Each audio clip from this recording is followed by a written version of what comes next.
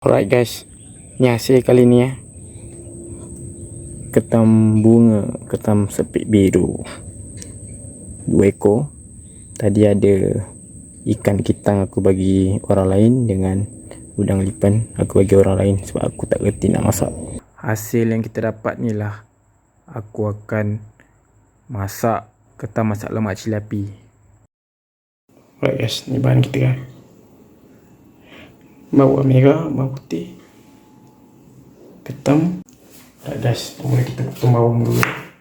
Bawang kena ada. Bawang yang buat ketam ni rasa perfect.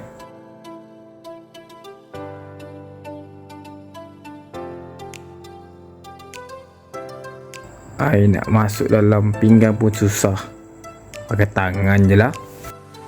Kita akan siang ketam. Okay, ni cara aku siang ketam lah. Setiap orang lain cara siang.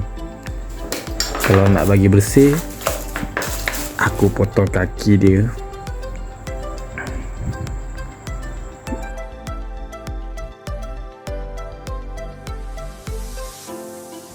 Buka dia punya tempurung, dia punya kepala. Buka dia punya tempat najis. Ketam ni biasanya tempurung dia aku memang cabut sebab kotor kan.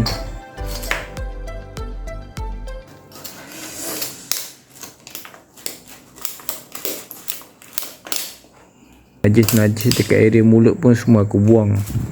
Ni dekat area mulut dia ni ada sisa-sisa makanan dia lah.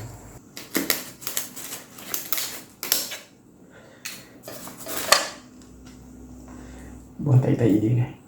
Ni lagi satu. Satu lagi ni pun aku guna step sama lah. Potong semua ujung kaki dia, sebab ujung kaki dia ni pun bukan ada isi sangat pun. Lepas tu kita cuci dengan air. Goreng dulu bawang, bagi dia half nak ke arah garing, tapi tak garing sangat lah.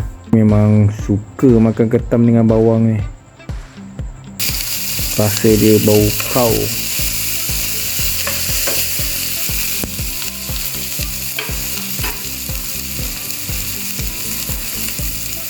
Lepas tumis bawang, kita masukkan ketam kita yang kita pancing. Ketam kita 2 ekor, bagi dia warna oranye. Baru kita proceed to the next process. Alright guys, aku rasa dah masak ni.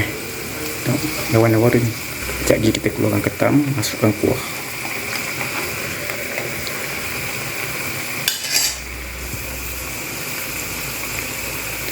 Alright guys, sebenarnya guys, inilah trik terbesar aku untuk masak ketam masak lemak ni.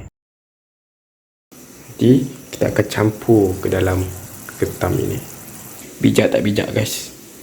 Sebelum aku rebus dan siang ketam ni, aku dah pergi kedai dulu.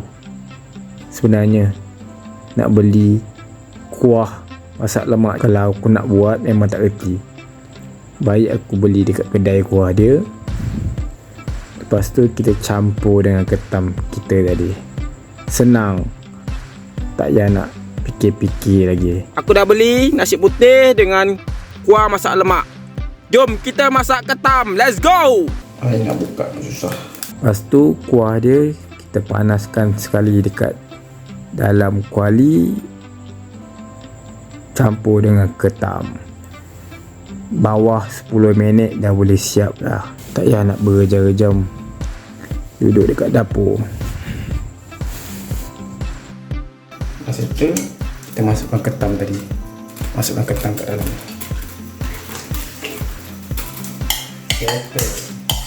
Ketam masak lemak.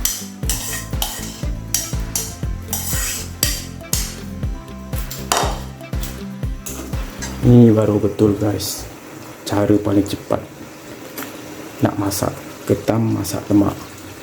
Sedap pun sedap, senang pun senang, settle masalah. Alright guys, agak-agak ni dah mendidih ni. Dikira dah masak ni.